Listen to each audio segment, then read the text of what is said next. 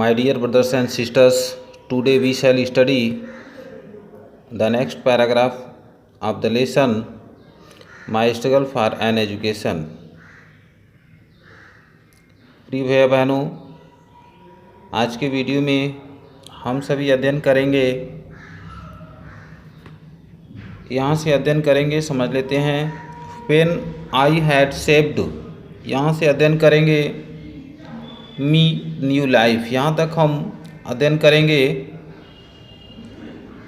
इसका हम हिंदी और इंग्लिश एक्सप्लेनेशन क्रमशः समझेंगे। आज के वीडियो में हम शुरू करते हैं। When I had saved enough money with wish to reach Hampton, तो यहाँ से देखेंगे When I had saved enough money, when I had saved enough money, लेखक कहते हैं जब मैं पर्याप्त धन बचत कर लिया। With wish to reach Hampton, जिससे हैम्पटन पहुंच सके, यानी लेखक बता रहे हैं जिससे with wish to reach Hampton, यानी हैम्पटन पहुंचने के लिए जब मैं पर्याप्त धन बचत कर लिया। लेखक कह रहे हैं कि when I had saved enough money, जब मैं पर्याप्त धन बचत कर लिया। With wish to reach Hampton, जिससे कि हैम्पटन पहुंच सके। I thanked the captain of the vessel for his kindness। जैसे कि प्रीवियस वीडियो में आपको बताया गया है कि लेखक पैसे के वजह से एक जहाज़ पर अनलोडिंग का कार्य कर रहे थे और पैसे बचत कर रहे थे ताकि वह हैम्पटन पहुंच सकें। तो जब लेखक पर्याप्त धन बचत कर लिए जिससे कि वे हैम्पटन की यात्रा अपनी कर सकें, उसके बाद से I thanked the captain of the vessel for his kindness. तो समझेंगे I thanked the captain of the vessel for his kindness. लेखक कहते हैं कि मैंने जहाज़ के कप्तान को उसकी दयालुता के लिए, लेखक कहते हैं कि मैं जहाज़ के कप्तान को उनकी दयालुता के लिए मैंने धन्यवाद दिया। एंड स्टार्टेड अगेन, और अपनी यात्रा पुनः प्रारंभ किया। अर्थात लेखक हैम्पटन जाने के लिए अपनी यात्रा पुनः प्रारंभ किए।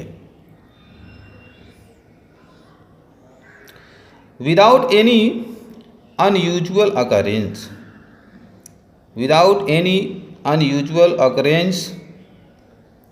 बिना किसी असाधारण घटना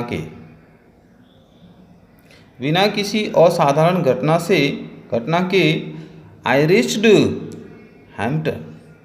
लेखक कह रहे हैं कि बिना किसी असाधारण घटना के ही मैं हैम्पटन पहुंच गया। With a surplus of exactly 50 cents with, लेखक कहते हैं कि with a surplus of, surplus मतलब ज़रूरत से ज़्यादा, एग्जैक्टली 50 सेंट्स, एग्जैक्टली मतलब ठीक, एग्जैक्टली ठीक 50 सेंट्स। लेखक कहते हैं कि विथ अ सरप्लस ऑफ, यानी ज़रूरत से ज़्यादा ठीक 50 सेंट का बचत मैंने कर लिया था। With wish to begin my education, जिससे मैं अपनी शिक्षा प्रारंभ कर सकूं, यानी अपनी शिक्षा प्रारंभ करने के लिए ठीक मैं 50 सेंट्स यानी 50 सेंट की धनराशि बचत कर लिया था। The first sight of the large 3-story brick school, the large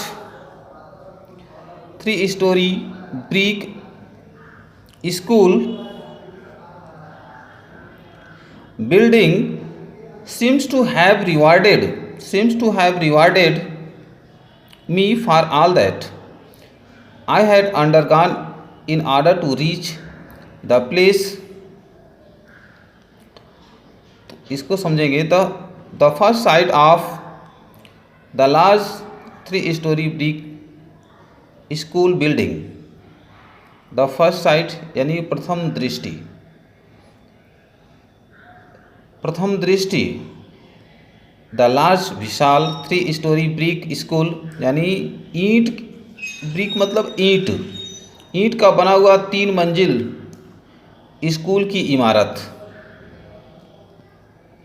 तो इसका अर्थ समझेंगे। यह वाक्य थोड़ा सा बड़ा है। द लार्ज यानी विशाल ईंट का बना हुआ 3 मंजिल विद्यालय की इमारत की पहली झलक seems to have rewarded me for all that I had undergone in order to reach the place। यानी विशाल ईंट की बनी हुई 3 मंजिल विद्यालय की इमारत की पहली झलक मुझे वहाँ पहुँचने में, टू रीच देयर, मुझे वहाँ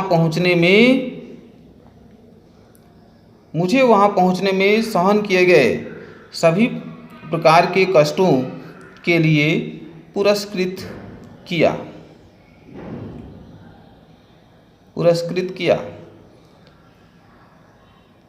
इसका अर्थ समझ लेंगे। लेखक जब हैम्पटन के उस विद्यालय में प्रवेश किए, विद्यालय को पहली बार जब देखे, तो लेखक को ऐसा लगा कि वह 3 मंजिल की भव्य इमारत की पहली झलक, लेखक को ऐसा लगा कि वहाँ पहुँचने में जो कुछ भी लेखक को परेशानी कष्ट हुई थी, तो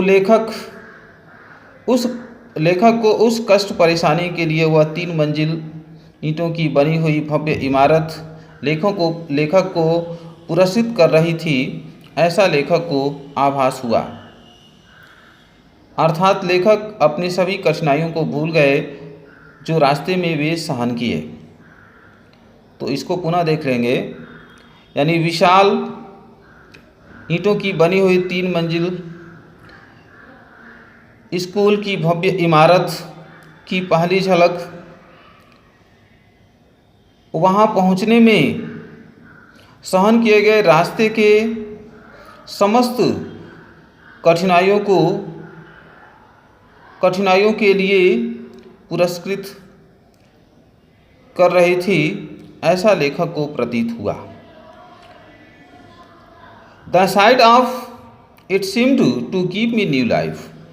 लेखक कह रहे हैं द साइट ऑफ यानी उस भव्य इमारत की दृष्टि, यानी उस भव्य इमारत की झलक, इट सीम्स टू ऐसा प्रतीत होता था, to give me new life कि वह भव्य इमारत की पहली झलक मुझे नया जीवन प्रदान कर रही हो, ऐसा लेखक को प्रतीत हो रहा था। तो भैया बहनों, इसका हिंदी एक्सप्लेनेशन बताया गया। अब इसका आप इंग्लिश एक्सप्लेनेशन समझेंगे।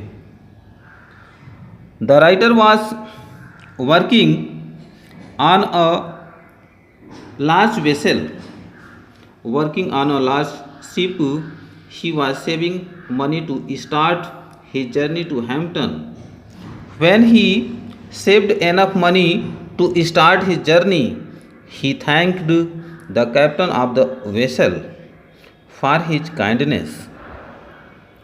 The author started from Richmond. He set out for Hampton.